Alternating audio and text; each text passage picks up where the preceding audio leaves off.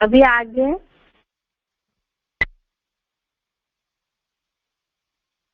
Basic course,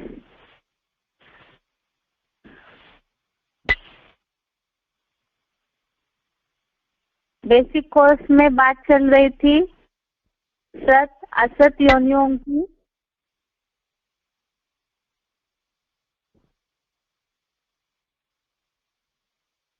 जो अभी तक हमने समझा है, मनुष्य आत्मा 84 लाख योनियों में नहीं आती है, 84 जन्म लेती है केवल, जिसके लिए हमने समझा था कि पाप का दंड भोगने के लिए मनुष्य रूप में ही बहुत सारे दुख भोगता है।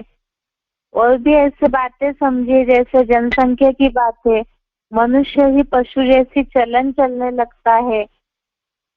शास्त्रों में भी पुनर्जन्म के जो उदाहरण आए वो भी समझे। और भगवत गीता में भी मनुष्य पापों का दंड भोगने के लिए मनुष्य रूप में ही ऐसे दुखदायी जन्म मिलते हैं, जैसे स्त्रिया वैश्य शूद्र, इसे पाप योनियों के रूप में उल्लेख बोला हुआ है गीता में। और साथ में ही जो काम क्रोध अहंकार घमंड ऐसे विकारों से भरे हुए हैं, उन्हें आसुरी योनि बोला है, जो मूढ़ा जन्मनी जन्मनी अर्थात ऐसे अधम गति में ही जन्म लेते रहते हैं, ऐसे उल्लेख भगवत गीता में आया है। उसी के साथ साथ ही जैसे कि पशु योनियों के रूप में अलग से कहीं नहीं बोला है, लेकिन आसुरी योनि के रूप में ही जो जन्म लेते हैं उसे ही वास्तव में दुखदाई योनि बोला है, जो पापों के दंड के रूप में भोगते हैं।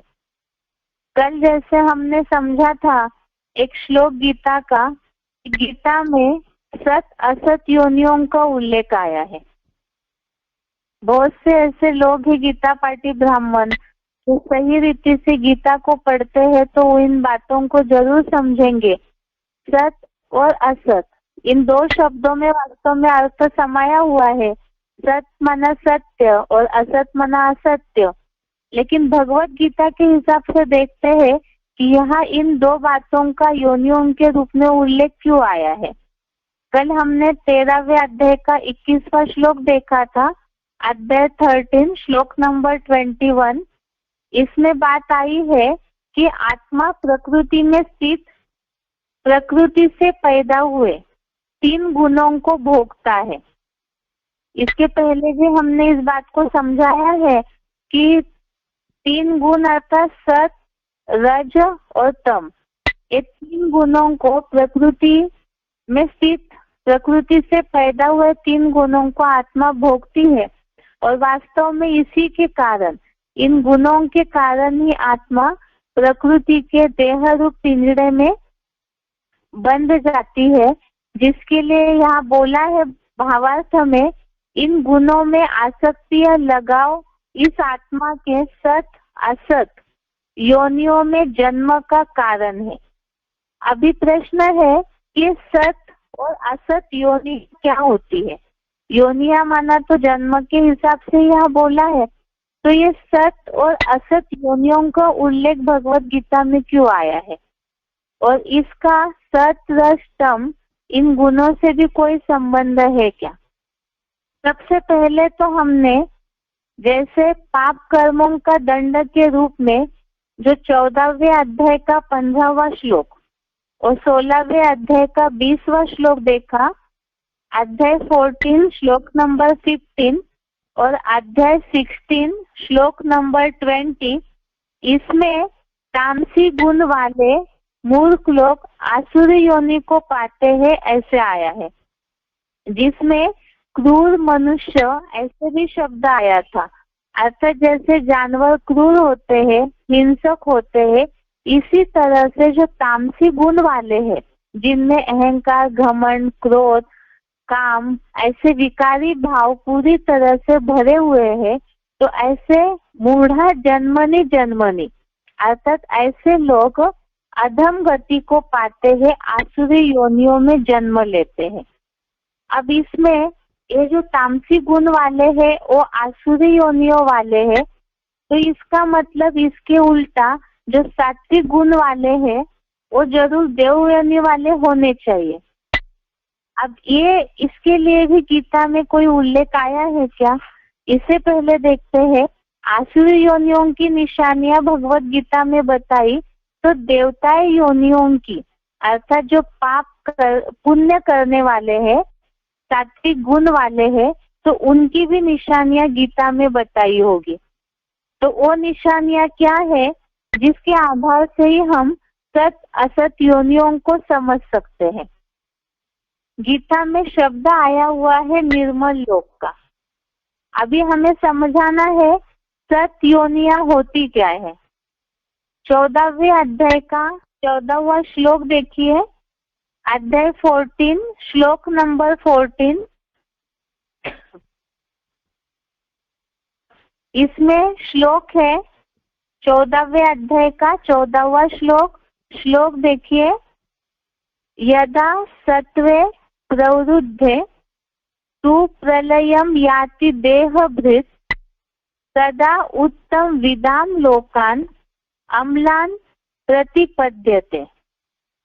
श्लोक दोबारा देखिए, यदा सत्वे प्रवृद्धे तु प्रलयम याति देहभृत् तदा उत्तम विदाम लोकान अम्लान प्रतिपद्यते।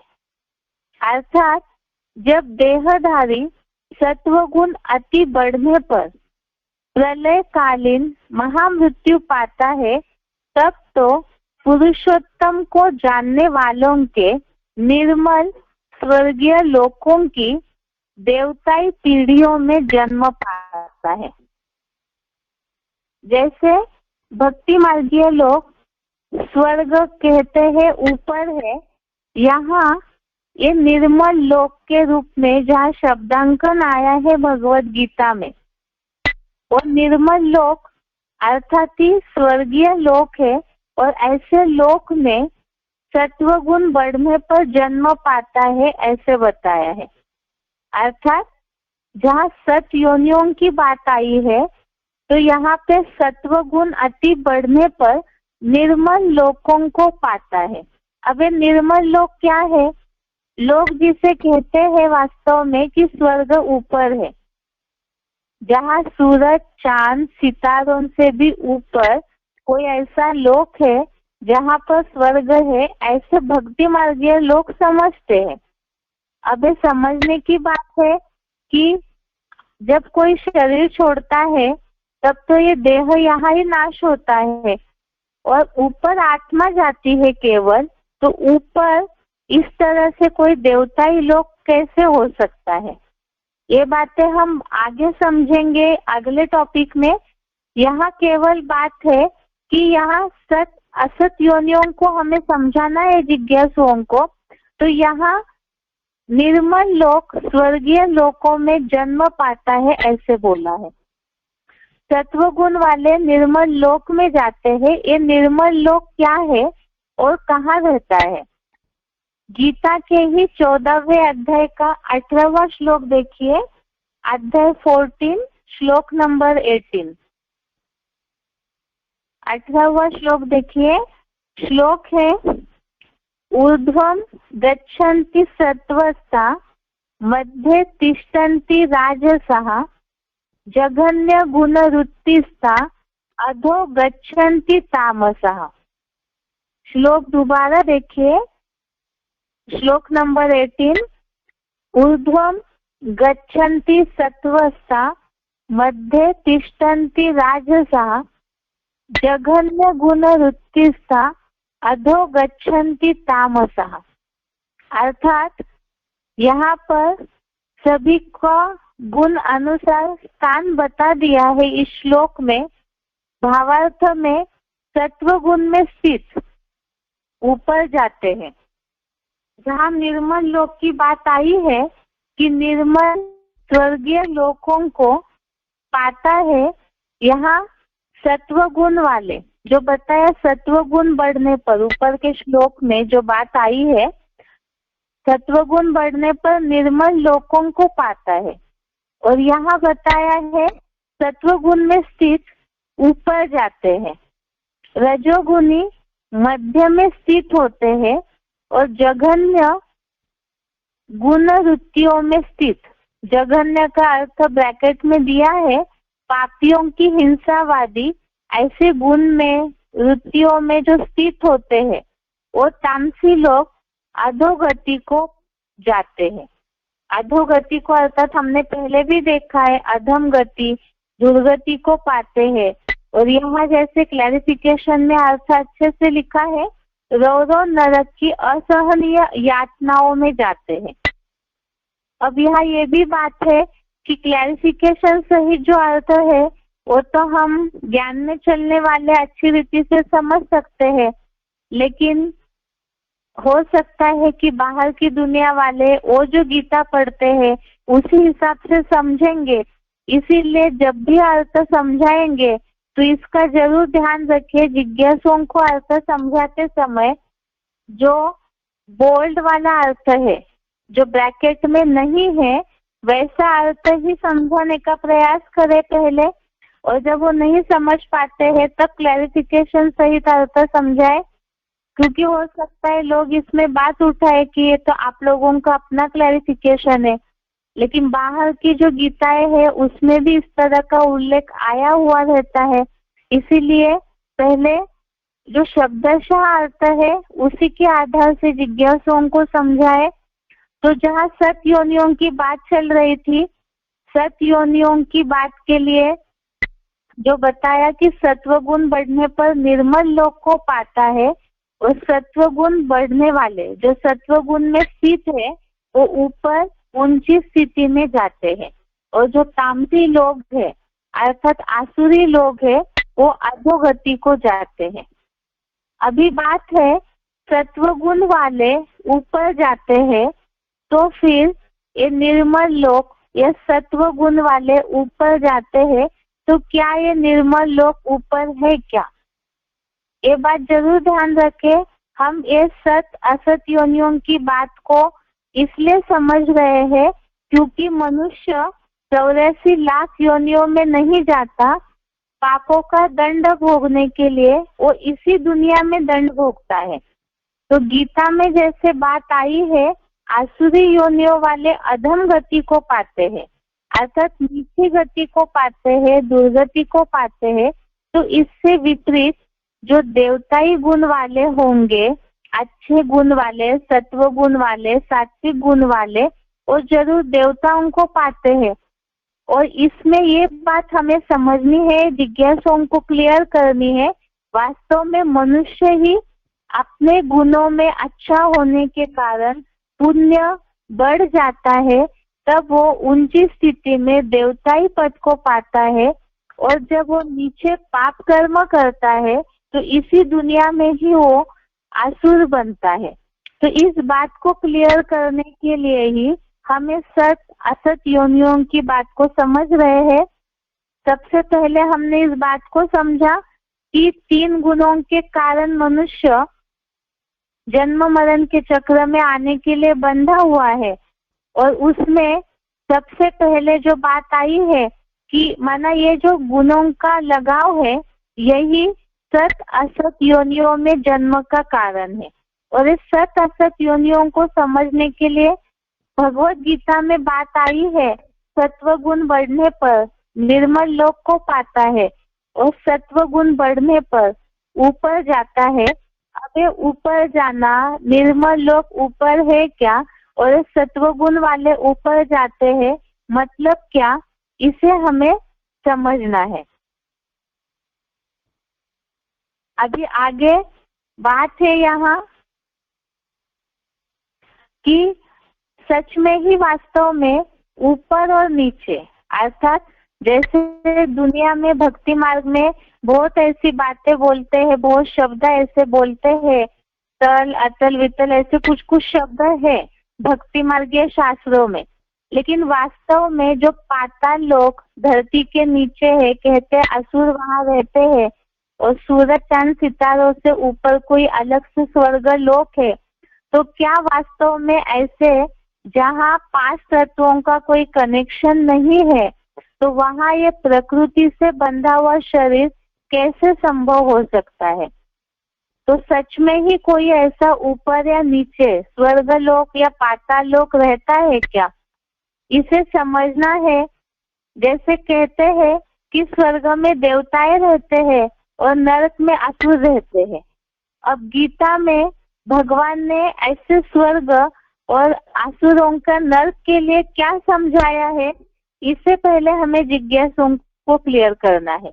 क्योंकि भगवत गीता में तो मनुष्य के कर्मों के अनुसार हर बात की गति और दुर्गति का उल्लेख आया हुआ है। इस हिसाब से देखते हैं कि सच में ही कोई ऐसा ऊपर नीचे लोक का उल्लेख भगवत गीता में है क्या? तो ऐसा उल्लेख नहीं है। इसे समझाने के लिए श्लोक देखते हैं। 16वें अध्याय का 6वां श्लोक, अध्याय 16 श्लोक नंबर 6। अभी हम समझ रहे हैं इस टॉपिक को कि क्या सच में ही स्वर्ग ऊपर और पाताल में कोई नरक लोक है क्या, आसुरी लोक है क्या? या तो फिर अगर नहीं है तो फिर वो दोनों लोक या असुर या देवताएं कहाँ होते हैं वास्तव में? इसे क्लियर करने के लिए ही 16वें अध्याय का 6वां श्लोक, अध्याय 16 श्लोक नंबर 6 देखिए। श्लोक है, वो भूत सर्गो लोके अस्मिन् दैव आसुर एव च दैवो विस्तरशः प्रोक्त आसुरम पार्थ मे शृणु। श्लोक दोबारा देखिए। दो भूत सर्गो लोके अस्मिन् दैव आसुर एव च दैवो विस्तरशः प्रोक्त आसुरम पार्थ मे शृणु।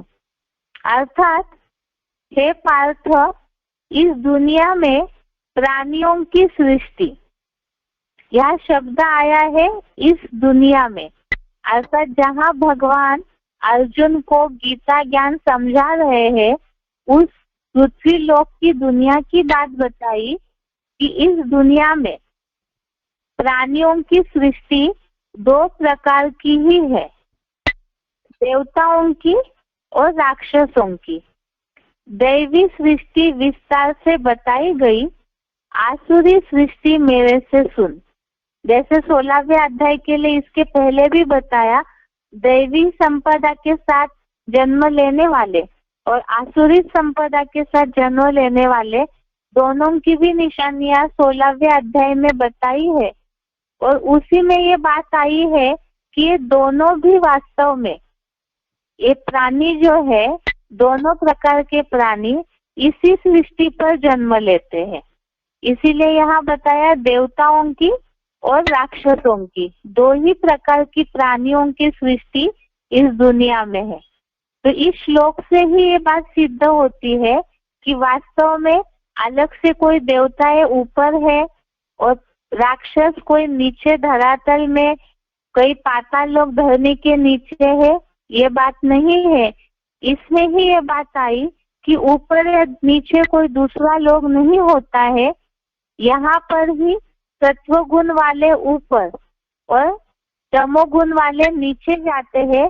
इसका और अच्छी तरह से अर्थ हम भगवत गीता के आधार से जिज्ञासुओं को क्लियर करेंगे कि ऊपर और नीचे वास्तव में ये सूरज चांद सितारों से ऊपर और धरनी के नीचे की बात नहीं है, बल्कि यहाँ ऊंची और नीची स्टेज की बात है।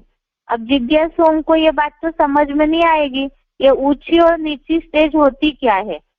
वैसे तो जो दैनंदिनी भाषा है बोलचाल की, उसमें लोग ये समझते हैं कि विचारों से कोई नीचे गिरता है तो वो नीचे है, और विचारों से जो ऊंचा है, जो चलन से ऊंचा है, कर्मों से जो ऊंचा है, तो ऊंची स्थिति वाला है।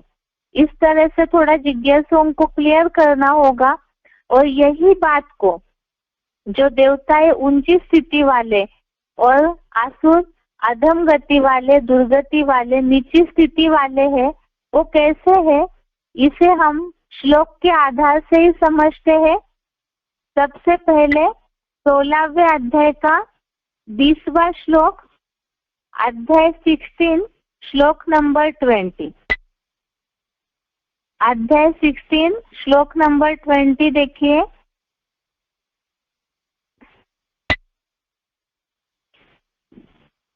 श्लोक है, आसुरीं योनिम आपन्नाः मूढ़ा जन्मनि जन्मनि माम अप्राप्य एव कौन्तेय ततो यान्ति अधमाम गतिम। इसमें जो भावार्थ आया है, जन्म जन्म आसुरी योनि को प्राप्त हुए मूर्ख लोग मुझको न पाकर वहां से अधम गति ही पाते हैं। अर्थात जैसे इसके पहले हमने 16वें अध्याय के ही आसुरी योनियों की निशानी वाले श्लोक देखे थे, जिसमें ये बातें आई थी कि जो अहंकार, घमंड, क्रोध ऐसे जो भी है अवगुणों वाले, तो वो सारे ही द्वेष वाले हैं, मुझ योग ऊर्जा का विद्वेष करने वाले हैं। और ऐसे जो द्वेष करने वाले हैं वो आसुरी योनियों में जन्म लेते हैं। और ऐसे आसुरी योनि को प्राप्त हुए जो मूर्ख लोग हैं वो अधम गति को, अर्थात अति दुखों की अधम गति को ही पाते हैं। तो इससे ये बात हुई अधम गति अर्थात ही नीचे गति। तो यहाँ आसुरों की बात बताई, जो पाप कर्म करने वाले हैं, जिनकी विचारधारा नीचे गति वाली है, विकारों वाली है, तो ऐसे जो है वो अधम गति को पाते हैं। इसका मतलब अभी तक हम श्लोकों के आधार से इस बात को समझाते आए जिज्ञासुओं को, मनुष्य ही जब नीचे गिरता है तो असुर बन जाता है। जैसे पाप योनियों की बात का श्लोक हमने समझा था कि पाप योनियों वाले स्त्रियां, वैश्य तथा शूद्र बनते हैं। ऐसे ही पापी कौन कौन है, वो अति का जो पाप करने वाले हैं वो असुर बनते हैं, नीचे बन जाते हैं। और ऐसे ही जो सत्व गुण वाले हैं वो ऊपर अर्थात निर्मल लोक को जाते हैं, ऊंची गति को पाते हैं, अर्थात मनुष्य से देवता जैसे बन जाते हैं। माना मनुष्य जब ऊंची स्टेज अर्थात सत्व गुण को पाता है तो देवता बन जाता है, और नीची स्टेज अर्थात तमोगुण को पाता है तो असुर बन जाता है।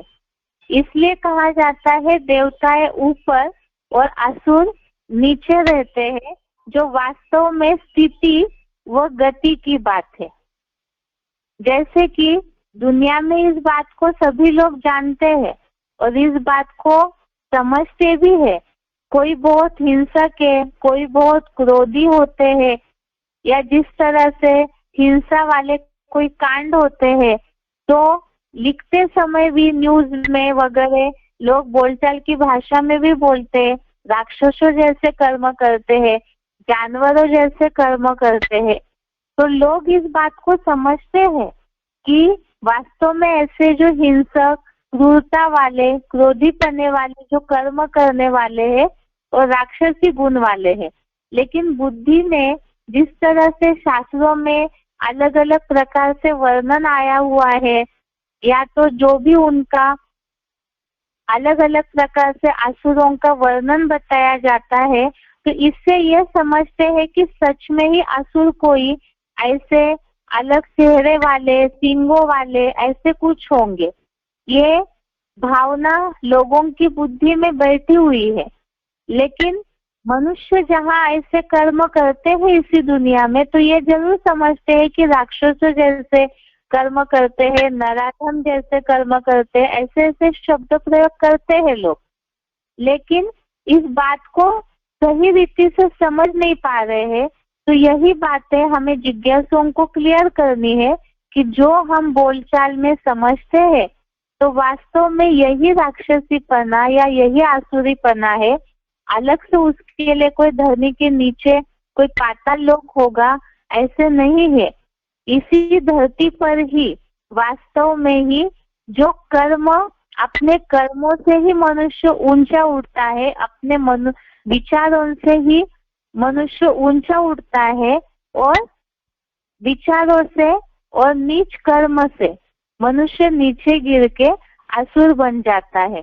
और इसे ही भगवत गीता में सत्व, रज और तम इन बातों को बताया है, जिसके लिए अभी अभी हमने देखा श्लोक में ही, जो कि 14वें अध्याय का जो 18वां श्लोक है, 18 नंबर श्लोक, इसमें ये बात आई। सत्व, रज और तम इन तीनों गुणों में स्थित लोगों की निशानियां बताई हुई है कि जो सत्व गुण वाले हैं वो सतयुग त्रेतायुग के स्वर्ग लोक में ऊपर अर्थात ऊंची स्थिति में जाते हैं, और रजोगुण वाले द्वापर युग से नर निर्मित नरक लोक में जाते हैं। और जो जघन्य अर्थात अति के पापी हिंसावादी है, तो कलयुग जो कलह क्लेश का युग है, यहाँ पर मनुष्य अति के तामसी बन जाते हैं और यहाँ ही नरक जैसी कीड़े मकोड़े जैसी जिंदगी जीने लगते हैं। तो वही आसुर जैसे बन जाते हैं, जिनमें जैसे जानवरों में समझ नहीं होती है, भावनाएं नहीं होती है, तो मनुष्य भी अपने विचारों से बेसमझ पत्थर जैसा जानवरियत बुद्धि वाला क्रूर बन जाता है, हिंसात्मक बन जाता है। तो उन्हें ही वास्तव में असुर बोला है। आज हमने इस बात को समझा।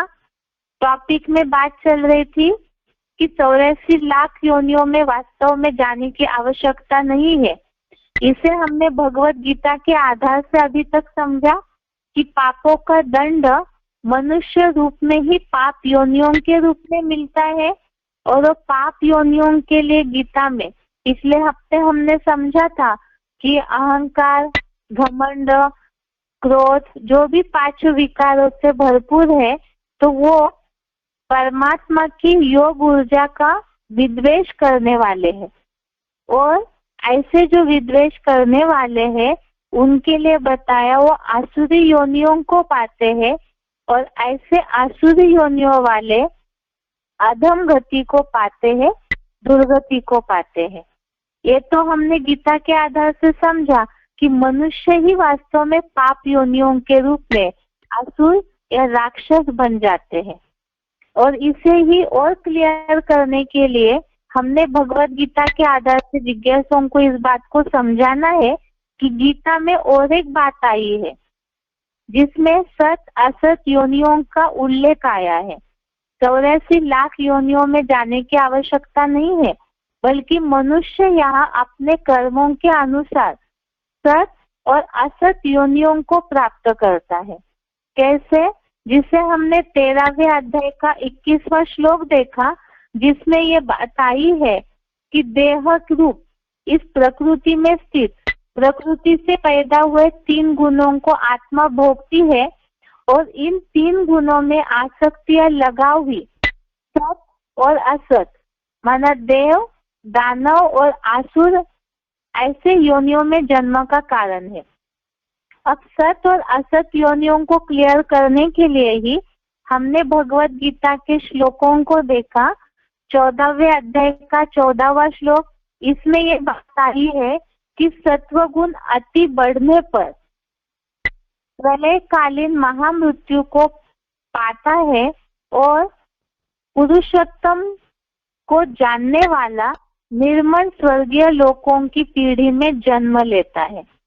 और ये निर्मल लोक क्या है, जिसके लिए ही और आगे क्लियर करने के लिए बात आई 18वें श्लोक में कि सत्व गुण में स्थित ऊपर ऊंची स्थिति में जाते हैं, और जो तामसी लोग हैं वो अधोगति को पाते हैं। इसी से ये बात सिद्ध हो गई, सत्व गुण वाले ऊपर जाते हैं और तमोगुण वाले अधोगति को आसुरी योनियों को नीचे जाते हैं या तो दुर्गति को पाते हैं। अभी ये बात को हमें क्लियर करना है जिज्ञासुओं को कि ये सत्व गुण वाले निर्मल लोक को पाते हैं, ऊपर जाते हैं, मतलब क्या, और आसुरी होने वाले अधोगति को पाते हैं, नीचे जाते हैं, मतलब क्या। तो दुनिया में जो मान्यता है स्वर्ग ऊपर है और नरक नीचे है, इस बात को हमें क्लियर करना है जिज्ञासुओं को कि वास्तव में ऐसे कोई ऊपर या नीचे पृथ्वी के अलावा कोई अलग से लोक नहीं होता है, सब कुछ यहाँ पृथ्वी पर ही होता है। इस बात को भगवत गीता के आधार से ही क्लियर किया है, जो 16वें अध्याय का 6वां श्लोक है, अध्याय 16 श्लोक नंबर 6। इसमें ये बात आई है, जो आया है 2 भूत सर्गो लोके अस्मिन्। इस श्लोक में ये बात आई है, इस दुनिया में प्राणियों की सृष्टि 2 प्रकार की है, देवताओं की और राक्षसों की। तो इस दुनिया में ये जो बात आई है, अर्थात भगवान जहाँ अर्जुन को गीता सुना रहे हैं कलयुग के अंत में, तो उस दुनिया में प्राणियों की 2 ही प्रकार की सृष्टि है, एक तो देवताओं की और दूसरी राक्षसों की। तो इसी से सिद्ध हुआ कि इसी दुनिया में ही दोनों भी है। तो वो कैसे? अर्थात ही जैसे सत्वगुण बढ़ने पर ऊपर जाता है, अर्थात अपने कर्म, सत्वगुण बढ़ना अर्थात अच्छे कर्मों के आधार से, अपने अच्छे विचारों के आधार से मनुष्य ऊपर उठता है तो देवताई पद पाता है, और जब नीचे गिरता है कर्मों से हिंसात्मक बन जाता है तो असुर या राक्षस बनता है। तो अलग से कोई लोक नहीं है वास्तव में, वो दोनों भी इसी दुनिया की बातें हैं, जिसके लिए हमने समझा है कि ऐसे नीच कर्म करने वाले अधम गति को पाते हैं, तो उससे उल्टा अच्छे कर्म करने वाले परम गति को, श्रेष्ठ गति को पाते हैं। तो आज इस बात को क्लियर किया कि अलग से कोई जानवर योनियों में जाने की आवश्यकता नहीं है, इसी दुनिया में पाप का भी दंड मिल जाता है असुर राक्षस बन के, और पुण्य का भी पद प्राप्त होता है देवताई पद के रूप में। अभी इस बात को जिज्ञासुओं को हमें क्लियर करना है आगे, जैसे साइंस ने भी इस बात को सिद्ध किया है कि पृथ्वी में ही ऐसी जगह है, जैसे उत्तर ध्रुव और दक्षिण ध्रुव, जहाँ पर प्राणियों की सृष्टि पनप नहीं सकती है। सूर्य से उचित दूरी जहाँ पर है वहाँ ही जीवन हो सकता है, संभव है। तो इसी के आधार से, साइंस के आधार से भी हम इस बात को क्लियर करेंगे कि वास्तव में जब पृथ्वी पर ही ऐसी स्थिति है तो और ग्रह उपग्रह पर जीवन संभव ही नहीं है, और उसके ऊपर इतना बड़ा जो देह का, जिसे शिव बाबा बोलते हैं कि देह इतना भारी है, इसमें मिट्टी का भारीपन है, तो ये जो दुम्ब है देह की, ये ऊपर कैसे हो सकती है। तो इसीलिए ही ये सारी बातों को क्लियर करने के लिए कल समझते हैं हम। आज के लिए यहाँ तक ही। ओम शांति।